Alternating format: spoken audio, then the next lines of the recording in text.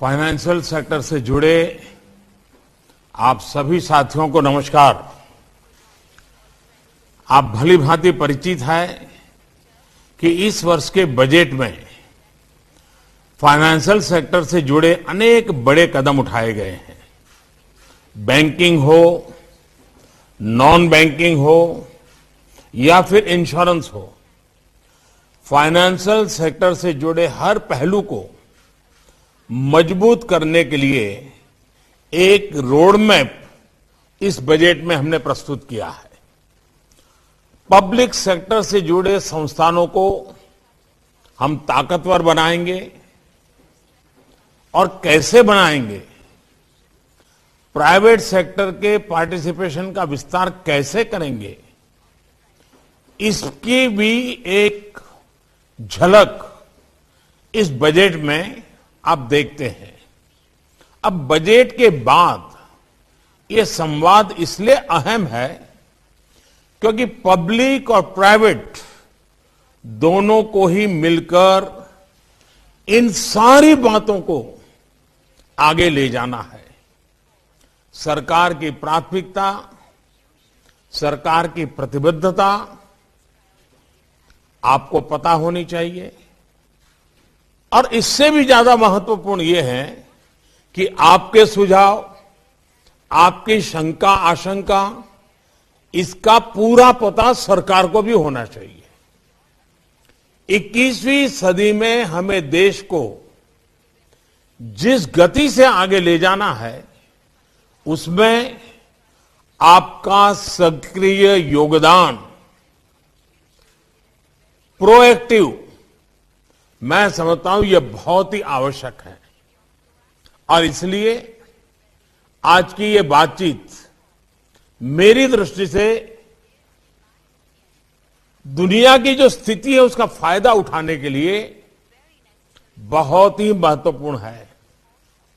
साथियों, देश के फाइनेंशियल सेक्टर को लेकर सरकार का विजन बिल्कुल साफ है, कोई इफ्स एंड बट्स की जगह नहीं है।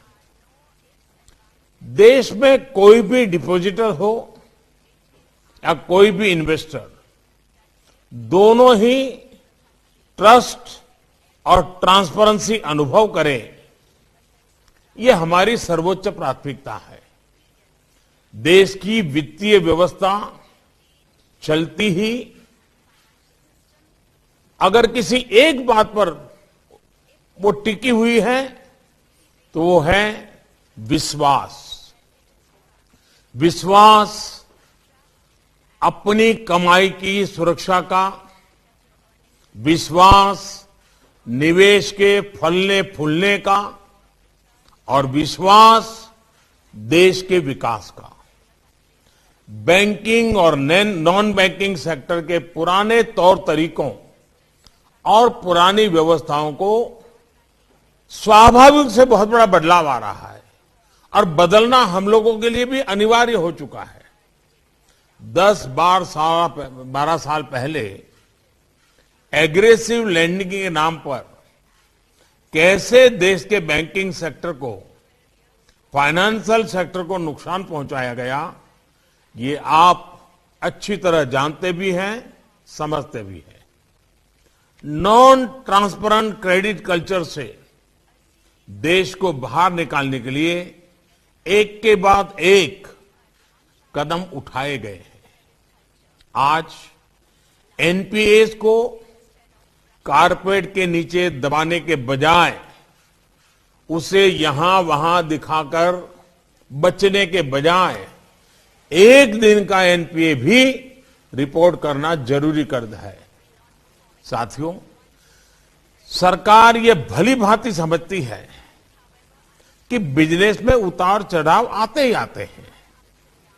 सरकार इस बात को भी मानती है कि हर बिजनेस सफल हो और जैसा चाहे वैसा ही परिणाम दे, ये संभव नहीं है। हम भी कभी सोचते हैं कि मेरा बेटा या मेरे परिवार का सदस्य ये बनेगा, नहीं बन पाता है। कौन चाहता है कि अपना बेटा न करे, फिर भी कभी कभी नहीं होता है। तो ये बातें सरकार समझती है और ये संभव नहीं है। और हर बिजनेस डिसीजन के पीछे खराब नियत है, बद इरादा है, स्वार्थ है, ऐसी धारणा कम से कम हमारी सरकार की नहीं है। ऐसे में सही नियत के साथ लिए गए फैसलों के साथ खड़े होना सरकार का दायित्व है और ये हम कर रहे हैं और आगे भी करते रहेंगे। और मैं फाइनेंशियल सेक्टर के सब लोगों को कहना चाहता हूं, सही नियत से, सही इरादे से किए गए काम आपके साथ खड़ा रहने के लिए मैं हमेशा तैयार हूं। ये आप लिख करके रखिए। इंसॉल्वेंसी एंड बैंक्रप्सी कोड जैसे मैकेनिज्म से आज लेंडर्स और बोरोवर्स को भरोसा मिला है। साथियों, सामान्य परिवारों की कमाई की सुरक्षा, गरीब तक सरकारी लाभ की प्रभावी और लीकेज फ्री डिलीवरी, देश के विकास के लिए इंफ्रास्ट्रक्चर से जुड़े निवेश को प्रोत्साहन, ये सारी बातें हमारी प्राथमिकता है। बीते सालों में जितने भी रिफॉर्म्स हर सेक्टर में किए गए हैं, ये सारे लक्ष्य उनमें रिफ्लेक्ट होते हैं। दुनिया का सबसे बड़ा फाइनेंशियल इंक्लूजन हो, सबसे बड़ा डिजिटल इंक्लूजन हो, डायरेक्ट बेनिफिट का इतना बड़ा मैकेनिज्म हो, या फिर छोटे बैंकों का मर्जर, कोशिश सिर्फ यही है कि भारत का फाइनेंशियल सेक्टर सुदृढ़ हो, वाइब्रेंट हो, प्रोएक्टिव हो। इस बजट में भी आप देखते हैं तो आपने इस विजन को आगे बढ़ाने का काम हमने किया है, आपको नजर आता होगा। साथियों, इस वर्ष हमने नई पब्लिक सेक्टर पॉलिसी घोषित की है। इस पॉलिसी में फाइनेंशियल सेक्टर भी शामिल है। हमारी अर्थव्यवस्था में अभी भी बैंकिंग और इंश्योरेंस के लिए बहुत अधिक संभावनाएं हैं। इन्हीं संभावनाओं को देखते हुए इस बजट में भी हमने अनेक कदम उठाए हैं। 2 पब्लिक सेक्टर बैंकों का निजीकरण हो, बीमा में एफडीआई को 74% तक करना हो, या एलआईसी का आईपीओ लाने का फैसला हो, ये ऐसे ही कुछ कदम हैं।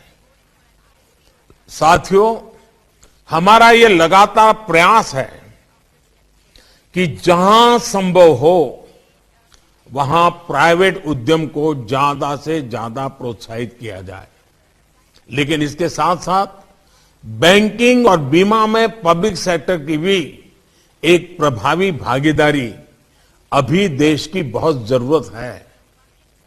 गरीबों और वंचितों के संरक्षण देने के लिए ये बहुत आवश्यक है। पब्लिक सेक्टर को मजबूत करने के लिए इक्विटी कैपिटल इन्फ्यूजन पर बल दिया जा रहा है। इसके साथ साथ एक नया एआरसी स्ट्रक्चर भी बनाया जा रहा है जो बैंकों के एनपीएस का ध्यान रखेगा। ये एआरसी इन लोन्स को फिर फोकस तरीके से एड्रेस करता रहेगा।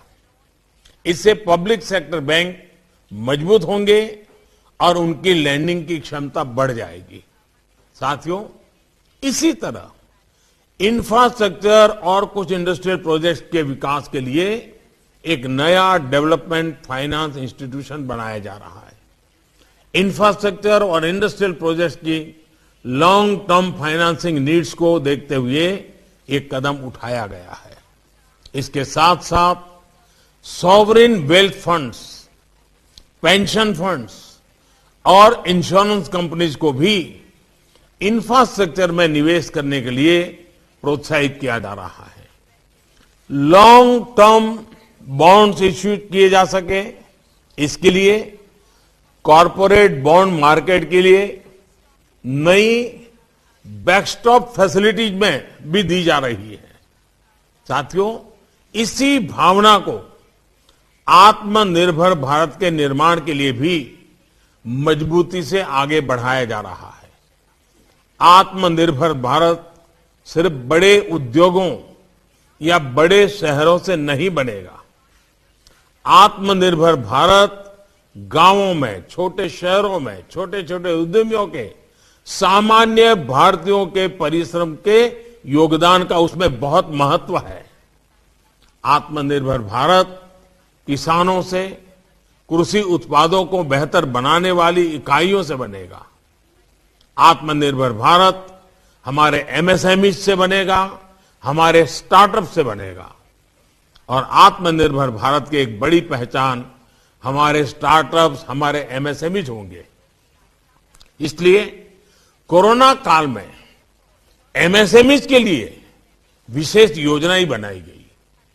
इनका लाभ उठाते हुए करीब 90 लाख उद्यमों को 2.4 ट्रिलियन रुपए का क्रेडिट मिल चुका है। एमएसएमईज और स्टार्टअप्स को सपोर्ट करना, इन तक क्रेडिट फ्लो का विस्तार करना आप भी आवश्यक समझते हैं। सरकार ने अनेक रिफॉर्म्स करके इनके लिए कृषि, कोयला और स्पेस जैसे अनेक सेक्टरों को खोल दिया है। अब ये देश के फाइनेंशियल सेक्टर की जिम्मेदारी है कि गांवों और छोटे शहरों में पल रही इन आकांक्षाओं की पहचान करके उनको आत्मनिर्भर भारत की ताकत बनाएं। साथियों, हमारी अर्थव्यवस्था जैसे जैसे बड़ी हो रही है, तेजी से बढ़ने लगी है, तो क्रेडिट फ्लो भी उतना ही जरूरी हो गया है। आपको ये देखना है कि नए सेक्टर्स, नए उद्यमियों तक क्रेडिट कैसे पहुंचे। नए स्टार्टअप्स और फिनटेक के लिए आप नए और बेहतर फाइनेंशियल प्रोडक्ट्स तैयार करने पर फोकस करें। आप सभी भली भांति जानते हैं कि हमारे फिनटेक स्टार्टअप्स आज बेहतरीन काम कर रहे हैं और इस सेक्टर में हर संभावनाओं एक्सप्लोर कर रहे हैं। कोरोना काल में भी जितनी स्टार्टअप डील्स हुई हैं, उनमें हमारे फिनटेक की हिस्सेदारी बहुत अधिक रही है। जानकार बताते हैं कि इस वर्ष भी ये मोमेंटम बना रहेगा। इसलिए आपको भी इसमें नई संभावनाएं तलाश करनी है।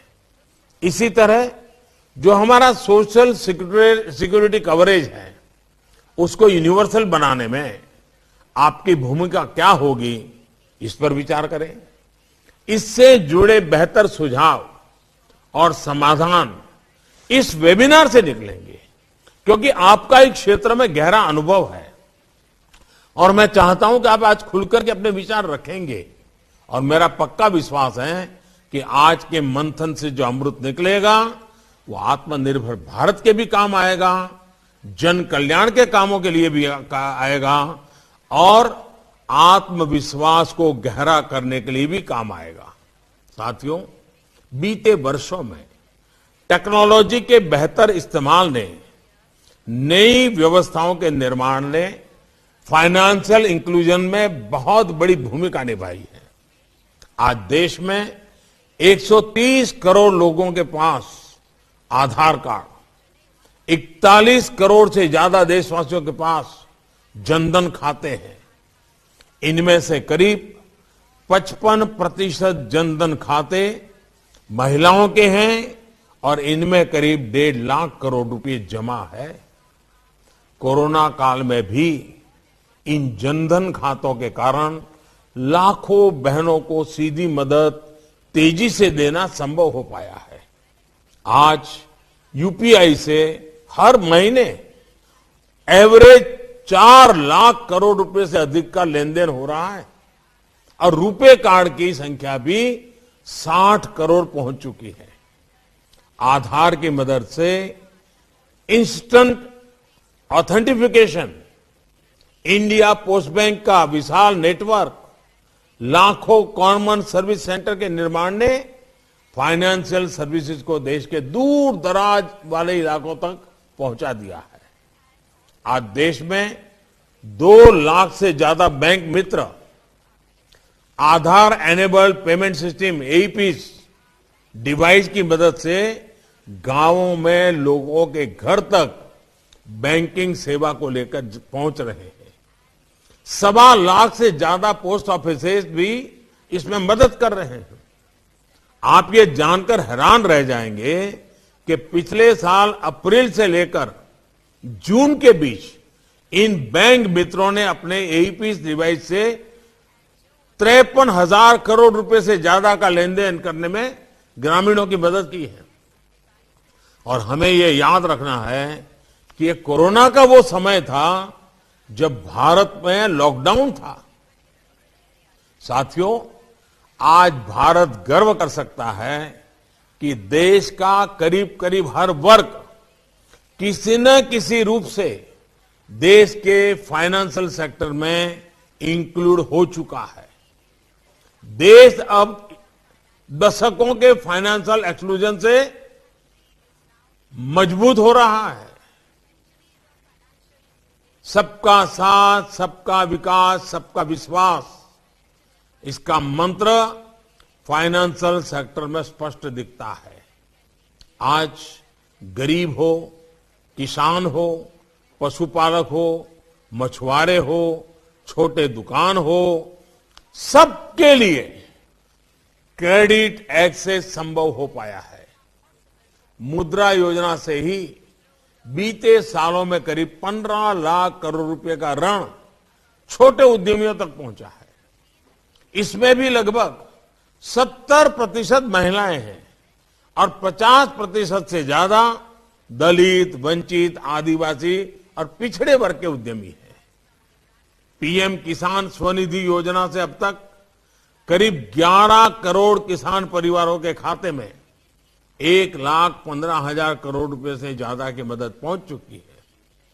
कुछ महीने पहले ही हमारे स्ट्रीट वेंडर्स के लिए, रेहड़ी पटरी वालों के लिए प्रधानमंत्री स्वनिधि योजना शुरू की गई है। इस वर्ग का पहली बार देश के फाइनेंशियल सेक्टर में इंक्लूजन किया गया है। इसके तहत करीब 15 लाख रेहड़ी पटरी वालों को अब तक 10,000 रुपए के ऋण दिए जा चुके हैं। ये सिर्फ वन टाइम इंक्लूजन नहीं है, बल्कि उनकी क्रेडिट हिस्ट्री भविष्य में उनको एक्सपांड करने में भी मदद करेगी। इसी तरह ट्रेड्स और पीएसबी लोन जैसे डिजिटल लैंडिंग प्लेटफॉर्म से एमएसएमईज को सस्ता ऋण तेजी से मिल पा रहा है। किसान क्रेडिट कार्ड जैसी सुविधा तेजी से इनफॉर्मल लैंडिंग के कुचक्र से छोटे किसान को, पशुपालक को, मछुआरे को बाहर निकाल रही है। साथियों, अब प्राइवेट सेक्टर को भी कहीं न कहीं विचार करना होगा कि हमारे समाज के इस सेक्शन के लिए इनोवेटिव फाइनेंशियल प्रोडक्ट्स आप कैसे निकालते हैं। जो हमारे सेल्फ हेल्प ग्रुप है, उनमें मैन्युफैक्चरिंग से लेकर सर्विसेज तक हर सेक्टर में बहुत बड़ी कैपेबिलिटी है। ये ऐसे ग्रुप्स हैं जिनका क्रेडिट डिसिप्लिन हमेशा आपने अनुभव किया है बहुत बेहतरीन रहता है। प्राइवेट सेक्टर ऐसे ग्रुप्स के माध्यम से रूरल इंफ्रास्ट्रक्चर में इन्वेस्टमेंट की संभावनाएं तलाश कर सकता है। ये सिर्फ वेलफेयर का मामला नहीं है, बल्कि एक बेहतरीन बिजनेस मॉडल भी सिद्ध हो सकता है। साथियों, फाइनेंशियल इंक्लूजन के बाद अब देश फाइनेंशियल एम्पावरमेंट की तरफ तेजी से आगे बढ़ रहा है। भारत का फिनटेक मार्केट अगले 5 सालों में 6 ट्रिलियन से ज्यादा होने का अनुमान है। फिनटेक सेक्टर की इसी संभावना को देखते हुए आईएफएससी गिफ्ट सिटी में एक वर्ल्ड क्लास फाइनेंशियल हब बनाया जा रहा है। भारत में आधुनिक इंफ्रास्ट्रक्चर का निर्माण भी सिर्फ हमारी आकांक्षाएं नहीं है, बल्कि ये आत्मनिर्भर भारत की आवश्यकता है। इसलिए इस सेक्टर में इंफ्रास्ट्रक्चर को लेकर बहुत ही बोल्ड टारगेट्स रखे गए हैं।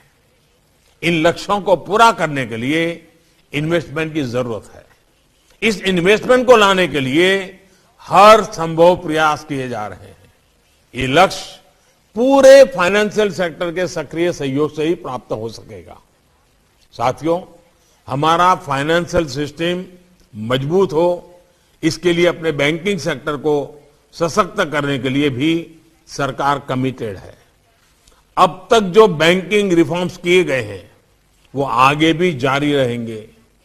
मुझे विश्वास है कि रिफॉर्म्स को लेकर और बजट में तय प्रावधानों के इम्प्लीमेंटेशन को लेकर आपकी तरफ से सार्थक सुझाव मिलेंगे।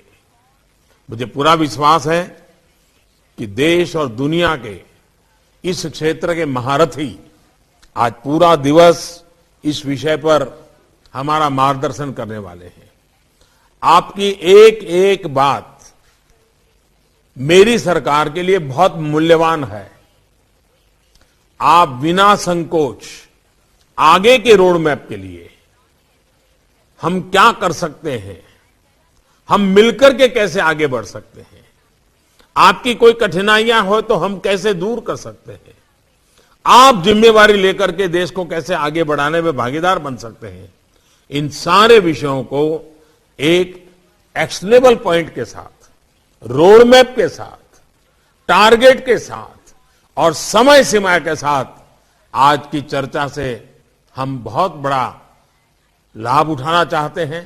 मुझे विश्वास है कि आपका ये समय मूल्यवान है, उससे भी मूल्यवान आपके सुझाव है और हमारा संकल्प है। बहुत बहुत धन्यवाद।